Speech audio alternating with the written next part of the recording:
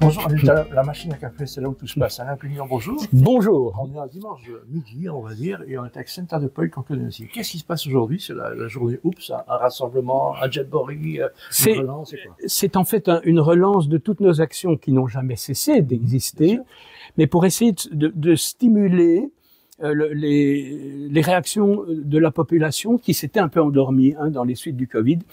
Parce que le problème reste parfaitement d'actualité, nous sommes menacés par le changement de paradigme de notre société. Tu sais, il est inévitable, notre société change à la faveur de ces progrès technologiques, mais nous voulons qu'elle change dans des conditions humaines et bienveillantes. Et donc, les actions que nous avons menées à l'Ordre universel des professionnels de la santé ont toujours été et ont toujours visé à préserver ces fondements d'une société civilisée et démocrate, à savoir de faire respecter les droits naturels, le droit de respirer, de circuler, le droit de consentir ou non à un traitement, le droit pour les professionnels de santé d'exercer leur métier en toute liberté, sans contrainte. Et donc, le moment est bien choisi parce que ce qui se passe aux États-Unis va assurément que ça réussisse ou pas. Et là, on attend beaucoup d'elle, évidemment. Donc, on attend beaucoup de... Non, vas-y, au contraire. Il y a beaucoup de choses, mais effectivement, on attend beaucoup, pas de Kennedy, donc les proches. Qu'est-ce qu'on peut espérer, en fait, concrètement? Moi, je pense réellement qu'il va complètement bouleverser voilà, tout ce qui se passe au niveau de la santé, puisque il a été, on va dire, désigné par Trump sur le programme de Make America Healthy Again, rendre la santé aux Américains. Et donc là, ça fait quand même 15 ans que c'est vraiment son cheval de bataille. Donc il va y avoir une réforme, justement, c'est ça qui est intéressant, c'est il comprend, il connaît les failles du système, ils savent où agir. Donc je pense qu'ils vont amorcer une réforme en profondeur. Voilà. On revient vers toi, malheureusement, Alain, qui est un peu googlisé ou complètement blacklisté. Mais c'est-à-dire que, tu sais, le succès de la déclaration de Bruxelles que l'OUPS a lancée, donc on a décidé en petit comité, et ça a été mis au vote du Conseil, de lancer une déclaration de Bruxelles, qui est une déclaration dans laquelle on retire notre confiance.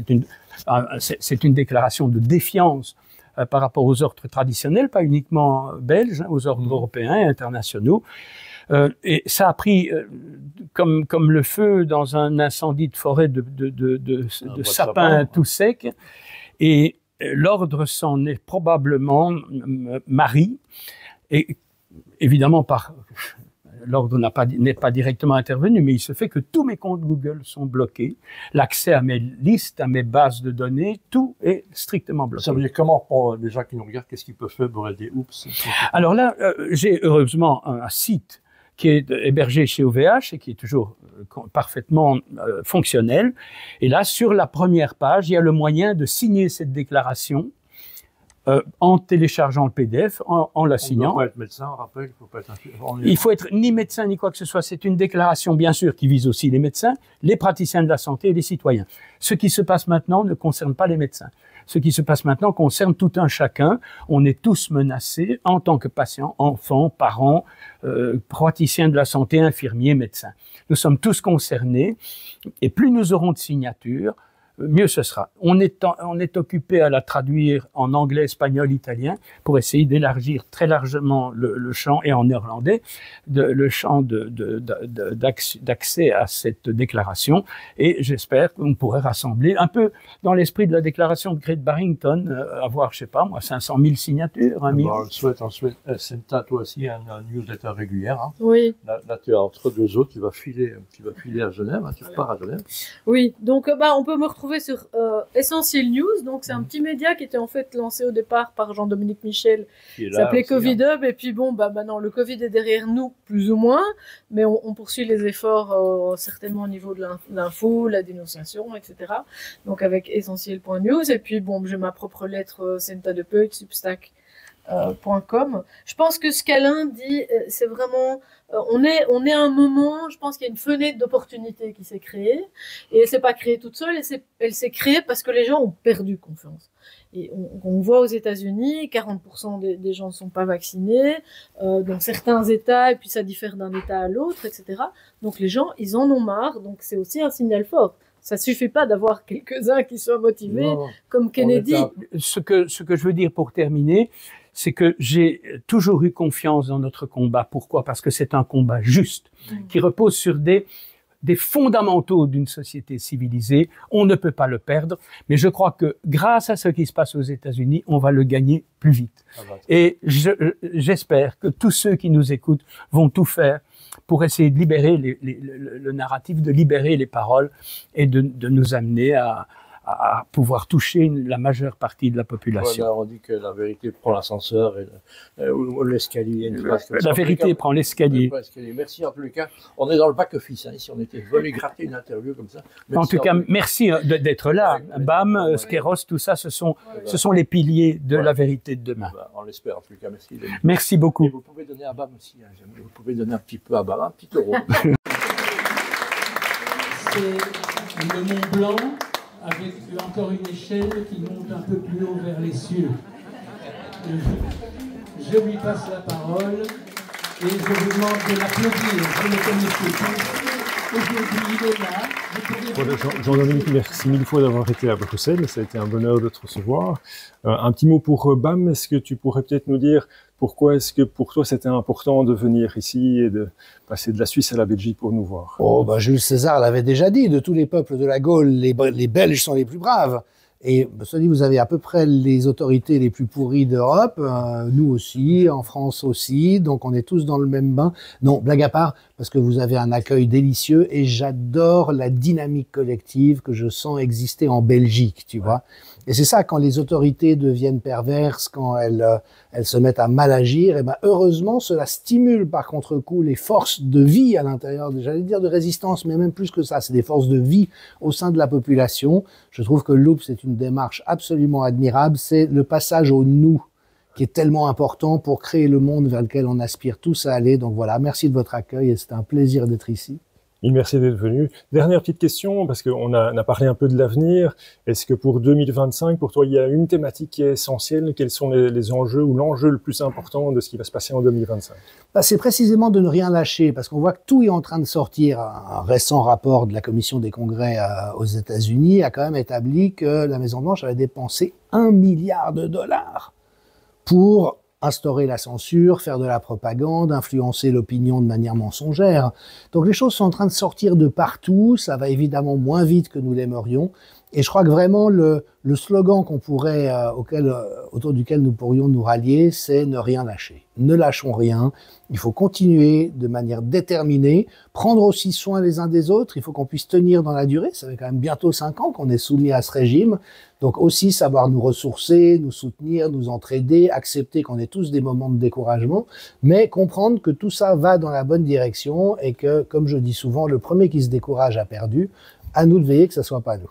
Merci. Le rassemblement, la persévérance, la détermination, des très belles valeurs. En tout cas, merci Jean-Dominique. Merci. À bientôt. Bon, on va souhaiter bienvenue chez lui à Aubry de Brockville, parce qu'on est souvent chez toi.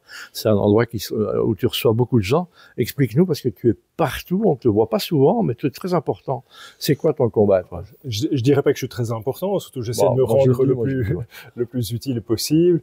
J'ai juste la chance dans mes bureaux d'avoir une salle que je peux mettre à disposition de conférenciers.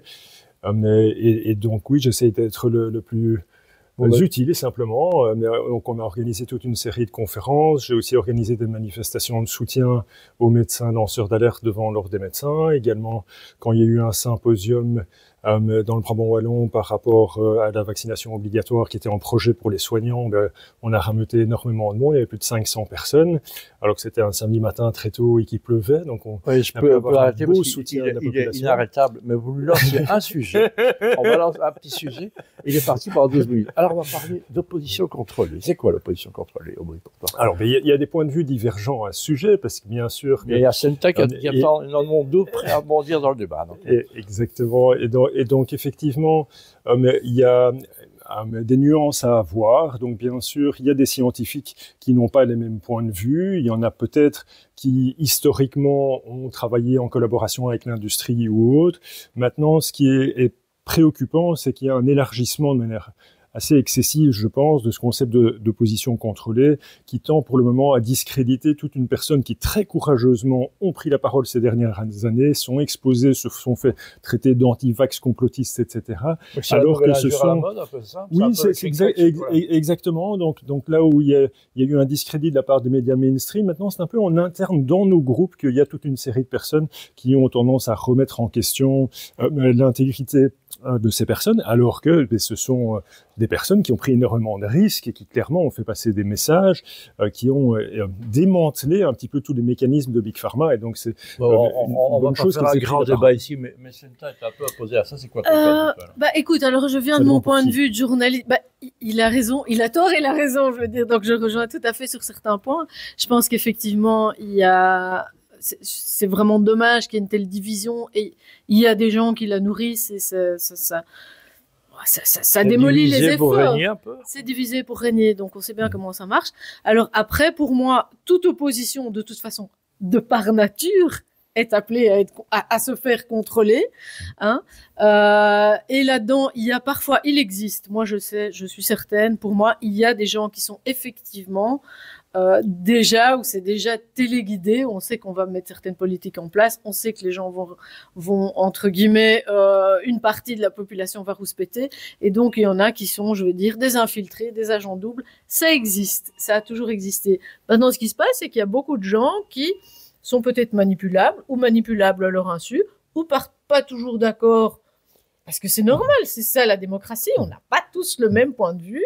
Donc ce que je pense qui est vraiment important, c'est de garder un juste milieu, de garder le sens des nuances, de la tolérance et de l'ouverture au débat. Peut-être qu'il y en a qui ont des intérêts, effectivement, d'une manière ou d'une autre, et donc ils ne sont pas 100% libres de parler de tout, aussi parce que parfois ils ne maîtrisent pas tous les sujets d'un point de vue technique, mais en tout cas c'est important qu'il n'y ait pas des amalgames, des injures, des points de vue trop caricaturaux qui tendent à démolir des personnes qui ont pris beaucoup d'énergie et de courage à démanteler et à expliquer beaucoup de choses qui se sont passées, et donc qu'on ne fasse surtout pas ce qu'on a reproché aux médias mainstream, et que nous on reste ouverts au débat et à la culture de la nuance et des différences. Je sais que tu seras d'accord avec moi, on va remettre le prix du Shadow d'or, hein, donc c'est l'homme de l'ombre de la nuit. On peut le remettre à Aubry parce qu'il fait un travail incroyable. Et franchement, merci beaucoup de nous accueillir. C'est très gentil, mais je n'aime pas du tout le mot ombre. Je préfère nettement la lumière. Même si je suis quelqu'un de discret. Un éclaireur. Discret. Un éclaireur discret. Un éclaireur. Eh ben, on te remet. Attention, on t'offre une pomme. Voilà, c'est un avocat. Magnifique. Un avocat d'or. Il y a plein de vitamine C. J'en profite pour dire beaucoup de bien de la vitamine C. Voilà, donc c'est un kiwi. Je rappelle que dans toute opposition, l'humour, la bonne humeur, l'enthousiasme doit rester une des clés. Oui, alors moi, écoute, c'est subtil, mais je pense un peu comme un art. Donc moi, je pratique en tant que journaliste de toute façon.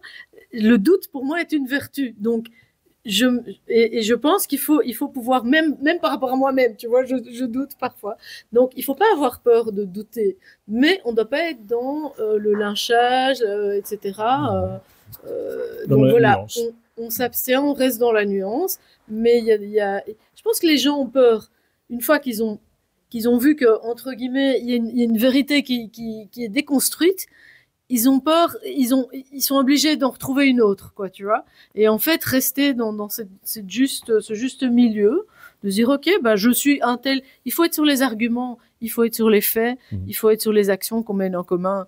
On n'est pas là pour porter au panthéon Maintenant, j'ai hâte de t'apprendre. Qu'est-ce qu'on fait, Yvan? On arrête cet enregistrement? On doute ou on continue? On peut amener des applaudissements. Je crois que c'est... Chez BAM, on est tous doutistes. On est tous des doutistes, donc voilà, c'est important. Je crois que Jean-Dominique merci mille fois à BAM aussi. En tous les cas, merci Aubry. Merci à toute l'équipe de BAM. Les vertus des kiwis, des vitamines C aussi. À bientôt. Voilà, oui. Au revoir, merci. Au revoir.